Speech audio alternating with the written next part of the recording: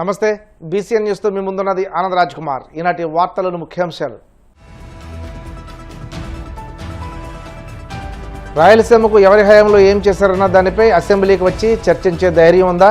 జగన్కు మంత్రి బీసీ జనార్దన్ రెడ్డి సవాల్. సిట్ రిపోర్ట్లో ఏమీ లేకపోయినా రాజకీయం కోసం వైసీపీపై మూకుమ్మడిగా విష ప్రచారానికి దిగారు. కూటమి సర్కార్పై ధ్వజమెత్తిన మాజీ మంత్రి పేర్ని నాని. జగన్ చంద్రబాబు కలిసి రాష్ట్రాన్ని 11 లక్షల కోట్ల అప్పుల కుప్పగా తయారు చేశారు. విమర్శలు గుప్పించిన ఏపీసీసీ అధ్యక్షురాలు వైఎస్ షర్మిల. తెలంగాణను రక్షించుకోవాలంటే బీజేపీకి ఓటు వేయాలి. మున్సిపల్ ఎన్నికల ప్రచారంలో కేంద్ర మంత్రి కిషన్ రెడ్డి పిలుపు. అధికారంలో ఉన్న 5 ఏళ్లు రాయలసీమను నిర్లక్ష్యం చేసిన జగన్ నేడు దీక్షల పేరుతో డ్రామాలాడితే ప్రజలు నమ్మే పరిస్థితులు లేరని మంత్రి బీసీ జనార్దన్ రెడ్డి అన్నారు. మంగళగిరి టీడీపీ కేంద్ర కార్యాలయంలో మీడియాతో మాట్లాడుతూ రాయలసీమకు ఎవరి హయాంలో ఏం చేశారన్న దానిపై అసెంబ్లీలో చర్చిద్దామా, అసెంబ్లీకి వచ్చి చర్చించే ధైర్యం ఉందా అని జగన్కు మంత్రి సవాల్ విసిరారు. రాయలసీమ ఎత్తిపోతల పథకం 2020లో జగన్ సీఎంగా ఉన్నప్పుడు ఆగిపోయిందని, ఇదే విషయాన్ని జగన్ స్నేహితుడు తెలంగాణ మాజీ మంత్రి హరీష్ రావు స్వయంగా చెప్పారన్నారు. నంద్యాల జిల్లాలో గల పోతిరెడ్డిపాడు దగ్గర వైఎస్ఆర్ పార్టీకి నాయకులు సంబంధించిన వారు గత 5 సంవత్సరాలు రాయలసీమను నిర్లక్ష్యం చేసి ఈరోజు కేవలం రాజకీయ ఉనికిని కాపాడుకోవడానికి దీక్షలు చేస్తూ ఉన్నారు. నిజంగానే మీకు చిత్తశుద్ధి ఉందా అని అడుగుతా ఉన్నాను ఈ యొక్క వైఎస్ఆర్ పార్టీ నాయకులను. గత 5 సంవత్సరాలలో మీరు చేసిన ప్రాజెక్టులు ఏంటి? గత 14 నుంచి 19 వరకు మేము చేసిన ప్రాజెక్టుల మీద డిబేట్ పెట్టడానికి కానీ చర్చ జరగడానికి కూడా ఎప్పటికైనా సిద్ధంగా ఉన్నామని కూడా తెలియజేస్తూ ఉన్నాము. 12 లక్షల కోట్ల బడ్జెట్లో రాయలసీమకు 2000 కోట్లు కూడా ఎందుకు మీరు ఖర్చు చేయలేకపోయారు గత 19 నుంచి 24వ సంవత్సరం వరకు అని కూడా ఈరోజు వైఎస్ఆర్ పార్టీ నాయకులను అడుగుతా ఉన్నాము. అదేవిధంగా రాయలసీమ రైతులకు సంబంధించినటువంటి డిప్ ఇరిగేషన్ మీద మీరు ఎంత ఖర్చు పెట్టారు, అదేవిధంగా రాయలసీమకు సంబంధించిన డిప్ ఇరిగేషన్ కు మేమెంత ఖర్చు పెట్టారో తెలుసుకుందాం రమ్మని కూడా సవాల్ విసురుతా ఉన్నాను. 2021లో ఆగిపోయిన లిఫ్ట్ నిర్మాణాలకు 4 ఏళ్లలో అనుమతులకు ఎందుకు సాధించలేకపోయారు? అనేక మార్లు జగన్ సీఎం హోదాలో ప్రధానమంత్రి మోడీ గారిని కలిసించారు. మీరు అన్నిసార్లు కలిసినా ఎప్పుడైనా ఈ యొక్క రాయలసీమ అభివృద్ధికి కానీ, రాయలసీమకు సంబంధించిన ప్రాజెక్టులు కానీ, అదేవిధంగా హార్టికల్చర్కు కానీ, అదేవిధంగా ఇన్ఫ్రాస్ట్రక్చర్ గురించి కానీ, అదేవిధంగా ఇండస్ట్రీస్ గురించి ఏ రోజైనా మీరు మాట్లాడారా? ఏ ఒక్క రోజు మాట్లాడని మీరు ఈ రోజు రాయలసీమ పట్ల ముసలి కన్నీరు గారుస్తూ ఉన్నారంటే ప్రజలు నమ్మే పరిస్థితిలోనే లేరని కూడా తెలియజేస్తా ఉన్నాను. అదేవిధంగా రాయలసీమ లిఫ్ట్పై ఎన్జీటీ నిషేధిస్తే దానికి జగన్ 4 సంవత్సరాలు అధికారంలో ఉన్న ఏ ఒక్కరోజు కూడా కౌంటర్ వేయలేదు. తన గురువు కేసీఆర్ను రాయలసీమ లిఫ్ట్కి ఎందుకు ఒప్పించలేకపోయారని కూడా అడుగుతా ఉన్నాను. ప్రాంతీయ విద్వేషాలు రెచ్చగొట్టి రాజకీయ లబ్ధి పొందడానికే తప్ప ఈ దీక్షలు ప్రజల కోసం కాదు, రాయలసీమ వాసుల కోసం కాదు, రాయలసీమ ప్రజల కోసం కాదని కూడా ఈరోజు గట్టిగా చెప్పగలుగుతా ఉన్నాను.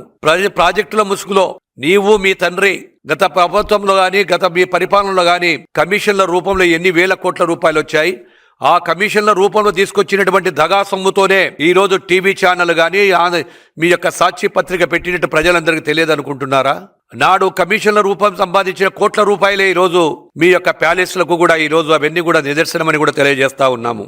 ఆ రోజు ఏదైతే కేసీఆర్ ఆ రోజు కర్నూలు పట్టణంలో జలదీక్ష అన్నావు, కాళేశ్వరానికి ఎగువగా జలదీక్ష అన్నావు, ఎప్పుడైతే అధికారంలోకి వచ్చిన వెంటనే కేసీఆర్తో సత్సంబంధాలు పెట్టుకొని ఇంట్లోకి పోయి బిర్యానీలు తిని పాతవని మర్చిపోయావా జగన్మోహన్ రెడ్డి గారు అని అడుగుతా ఉన్నాను. మీరు అధికారంలో అంటే ఒక మాట, అధికారంలో లేకపోతే ఒక మాట అని అడుగుతా ఉన్నాము. నాడు అధికారంలో ఉన్నప్పుడు కేసీఆర్తో స్నేహితం చేశావు, ఆ రోజు జలదీక్ష చేశావు కర్నూలులో కాళేశ్వరానికి వ్యతిరేకంగా. మళ్ళీ అదే కాళేశ్వరం దానికి సంబంధించి మళ్ళీ మీరు సపోర్ట్ చేయలేదా అని అడుగుతా ఉన్నాను. ముచ్చుమర్రి మొదటి దశలో 13 పంపులు మేము తీసుకొచ్చి మేము ఈరోజు ఆన్ చేయలేదు. ఆ రోజు మేము తీసుకొచ్చింది 2017లో 13 పంపులను ఆన్ చేసి జాతికి అంకితం చేసింది ఎవరు అని చెప్పి వైఎస్ఆర్ పార్టీ నాయకులను అడుగుతా ఉన్నాము. మీరు వదిలిపెట్టిపోయిన లిఫ్ట్ ఇరిగేషన్ అన్ని కూడా మళ్ళా పునర్జీవనం పోసుకుంటా ఉన్నాయి. ఈరోజు ద్రోహులారా, రాయలసీమ నిజమైన ద్రోహులు మీకు కాబట్టే ఆ రోజు రాయలసీమ ప్రజలందరూ కూడా మీకు బుద్ధి చెప్పారని కూడా తెలియజేస్తా ఉన్నాను. తిరుమల లడ్డు తయారీకి వాడిన నెయ్యిలో జంతువులకు కలిసిందని చంద్రబాబు పవన్ కళ్యాణ్ చేసిన ప్రచారానికి సిట్ రిపోర్టుతో చెక్ పడిందని, కథ అడ్డం తిరిగిందని, కాబట్టి ఇప్పుడు విచారణ కమిటీ అంటున్నారని మాజీ మంత్రి పేర్ని నాని ధ్వజమెత్తారు. ప్రభుత్వాన్ని సిట్ తదుపరి చర్యలు తీసుకోమని చెప్పలేదని, దోషులపై చర్యలు తీసుకోవాలని మాత్రమే చెప్పిందని గుర్తు చేశారు. సిట్ రిపోర్టులో జగన్మోహన్ రెడ్డి కానీ ఇతర వైసీపీ నేతల పేర్లు కానీ ఎక్కడైనా ఉన్నాయని ప్రశ్నించారు. ఏమీ లేకపోయినా రాజకీయం కోసం వైసీపీపై ముక్కుముడిగా విష ప్రచారానికి దిగారని దుయ్యబట్టారు. ఎవరు డైవర్షన్ చేస్తున్నది? విషం అంటే జగన్మోహన్ రెడ్డి గారు జగన్మోహన్ రెడ్డి గారి మీద విషం జిమ్ముదామని చెప్పని ప్రయత్నం చేసి ఎప్పుడైతే సిట్ రిపోర్ట్ ఎక్కడది? నారా చంద్రబాబు నాయుడు సిట్ మీరేసిన సిట్లో మొత్తం మాకు చూడదామని ట్రై చేస్తుంటే సుప్రీంకోర్టు ఎప్పుడైతే ఎంటర్ అయ్యి వారు ఆంధ్రప్రదేశ్ సంబంధించిన ఒక 2 అధికారులు, వేరే రాష్ట్రాలు చెందినటువంటి మరొక 3 అధికారులు డే టు డే మానిటర్ చేయడానికి సిబిఐ డైరెక్టర్ గారిని ఏర్పాటు చేసి ఒక సిట్ని ఏర్పాటు చేశారు. సుప్రీంకోర్టు వారు ఎపెక్స్ కోర్టు అంటారు కదా, వారు ఏర్పాటు చేస్తే వారు చేస్తున్న దాంట్లో వారు ఇచ్చారు. చంద్రబాబు నాయుడు గారు అంటారు, ఏమంటారు? నాసి రకమైన ఇంగ్రీడియంట్సే కాకుండా జంతువుల కొవ్వు, నెయ్యికి బదులు, చూడండి, నెయ్యి కాదు, నెయ్యిలో కల్తీ కాదు, నెయ్యికి బదులు నాసి రకం ఇంగ్రీడియంట్స్ జంతువుల కొవ్వు, నెయ్యికి బదులు, నెయ్యిలో కల్తీ కాదు, నెయ్యికి బదులు జంతువుల కొవ్వు, నాసి రకమైన ఇంగ్రీడియంట్స్ కలిపి ప్రసాదం చేసి అపవిత్రం చేశారని చెప్పని ఎప్పుడైతే సుప్రీంకోర్టు ఎపెక్స్ బాడీ ఒక సిట్ని ఏర్పాటు చేస్తే, ఎందుకు సుప్రీంకోర్టు కూడా ఎందుకు ఏర్పాటు చేసింది?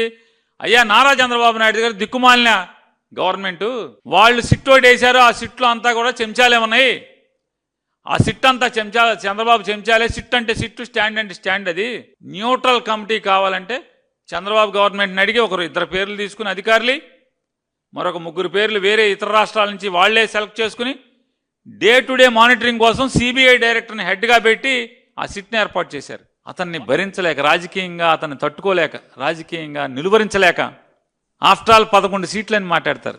ఆఫ్టర్ ఆల్ మాజీ ముఖ్యమంత్రే కదా. అందులో మీ మంత్రి గారు ఒకటి చెప్తారు, అతను ముఖ్యమంత్రి కూడా కాదు, Pulivendula MLA. After all Pulivendula MLA కదా. ఎందుకు మీకు భయం?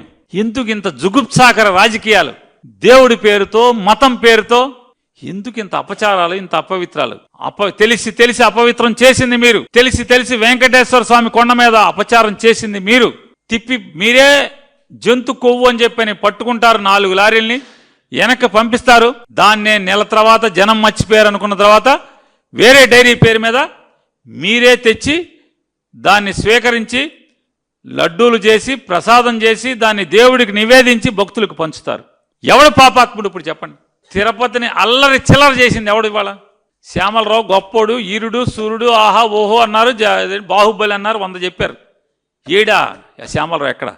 మరి ఇవాళ ఎవరైతే హైందవ పెద్దలు ఉన్నారో, హైందవ ప్రచారకర్తలు ఉన్నారో, హైందవ ప్రవచనకారులు ఉన్నారో, ఈ పాపాలు చేస్తున్న ఈ చంద్రబాబు నాయుడు గారు, పవన్ కళ్యాణ్ని ఇది తప్పయా అని మీరు నోట్లోంచి ఒక్క మాట మాట్లాడపోతే, దేవుడి ప్రసాదాన్ని లేదా దేవుడి ప్రతిష్టని, దేవుడి మహత్యాన్ని, భక్తుల యొక్క మనోభావాల్ని, 7 కొండలవాడి పవిత్రతను దెబ్బతీసేట్టుగా, కుంగదీసేట్టుగా ఈ రకమైన రాజకీయాలు చేస్తాం. జగన్ని నరికేయడం కోసం, జగన్ని పతనం చేయడం కోసం, జగన్ని రాజకీయంగా ఎదగకుండా పాతాళానికి తొక్కి వీళ్ళు తన కొడుకు, తన మనవడు ఇట్లా తరాల తరబడి రాజ్యాదిగా ఈ తుచ్చమైన రాజ్యం కోసం మతాన్ని, దేవుణ్ణి, 7 కొండలవాడిని అపచారం చేస్తుంటే మీరొక్కరు కూడా నోరిప్పకపోతే.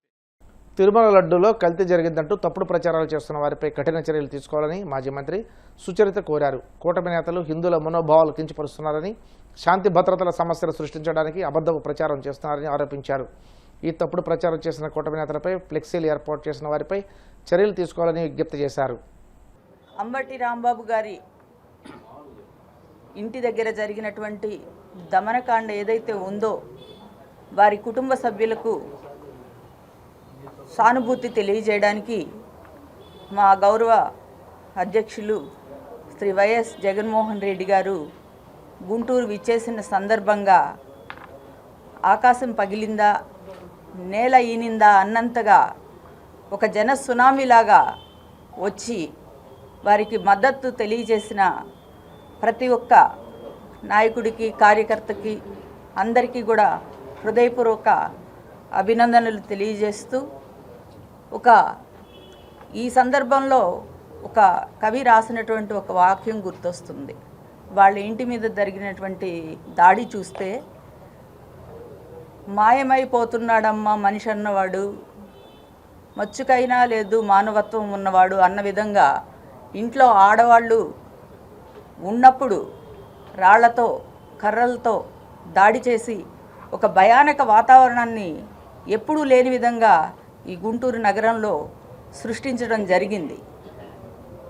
ఇలాంటి దాడులు జరిగినప్పుడు మనమందరం కూడా వైఎస్ఆర్ కుటుంబ సభ్యులుగా ఆ కుటుంబానికి అండగా ఉండాలని అనుకున్నప్పుడు గౌరవ ముఖ్యమంత్రి గారు మాజీ ముఖ్యమంత్రి వర్యులు జగన్మోహన్ రెడ్డి గారు బయలుదేరినప్పుడు ఒక జన సునామీ మనం చూసాం.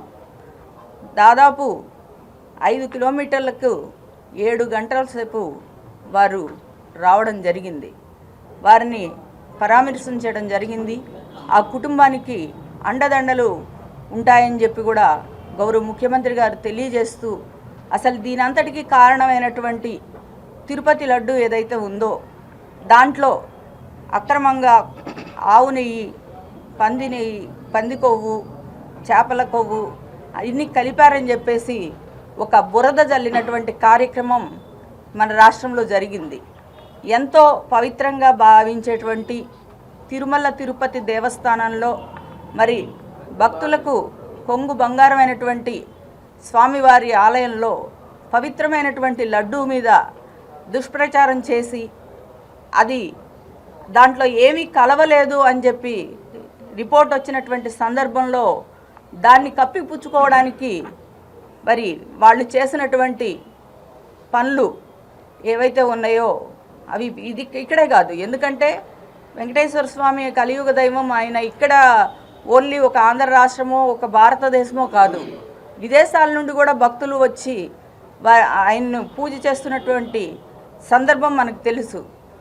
ఏదైనా ఉంటే అలా భక్తుల మనోభావాలు దెబ్బతీసి రాజకీయ లబ్ధి పొందాలి అనుకుంటే ఆ దేవదేవుడు చూస్తూ మనల్ని ఊరికే వదిలిపెట్టడాన్ని కూడా మనం గ్రహించాలి అని ఈ సందర్భంగా తెలియజేస్తూ ఉన్నాం. భారతదేశ సముద్ర తీర భద్రత కేవలం రక్షణ దళాలతోనే సాధ్యం కాదని తీర ప్రాంత ప్రజలు, ముఖ్యంగా మత్స్యకారుల క్రియాశీల భాగస్వామ్యంతోనే ఇది మరింత పటిష్టం అవుతుందని CISF director general Praveer Ranjan అన్నారు. కేంద్ర పారిశ్రామిక భద్రతా దళం ఆధ్వర్యంలో నిర్వహిస్తున్న ప్రతిష్టాత్మక వందే మాతరం కోస్టల్ సైక్లథాన్ 2026 కార్యక్రమం శ్రీకాకుళం కళింగపట్నంకు చేరింది. ఈ యాత్రలో భాగంగా దేశవ్యాప్తంగా 52 తీర ప్రాంత గ్రామాలను సిఐఎస్ఎఫ్ దత్తత తీసుకుందని ప్రవీర్ రంజన్ వెల్లడించారు. ఈ గ్రామాల్లో ఏడాది పొడవునా విద్యా, క్రీడలు, మౌలిక సదుపాయాల కల్పన వంటి సామాజిక బాధ్యత కార్యక్రమాలను ఓఎన్జీసీ, పోర్ట్ అథారిటీల సహకారంతో నిర్వహించనున్నట్లు తెలిపారు.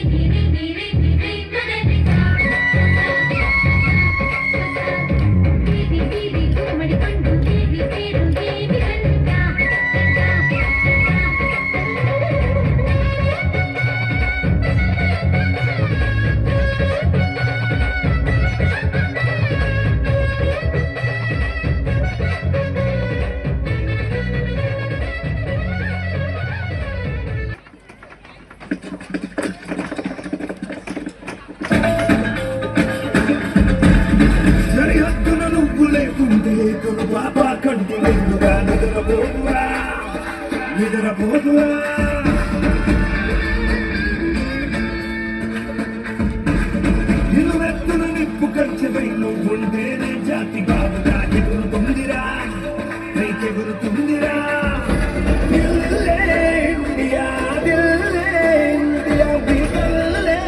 ఇండియా తన భరోసా నువ్వే దేశం తొలక సర్వేని సేవక ఓ సైనిక.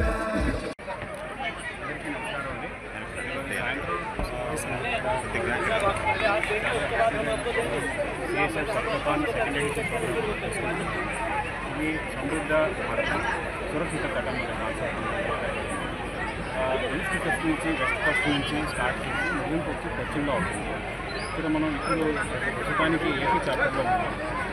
దాదాపు మనం కళింగ గౌరవనీయమైన శ్రీ ఉదయ శంకర్రావు గారు ప్రోగ్రాం చాలా బాగా జరిగింది. యువతకు చాలా ముఖ్యంగా చిన్నపిల్లలు చాలా ప్రొఫెషనల్గా దేశభక్తితో ప్రోగ్రాంలో పాల్గొన్నారు. ఆ ప్రోగ్రాం చాలా సక్సెస్ఫుల్గా నెరవేరింది.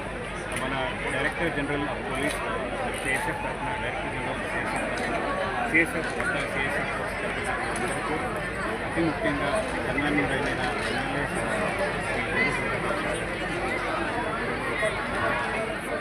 Thank you. ఇప్పుడు కాసేపు ప్రకటనలు.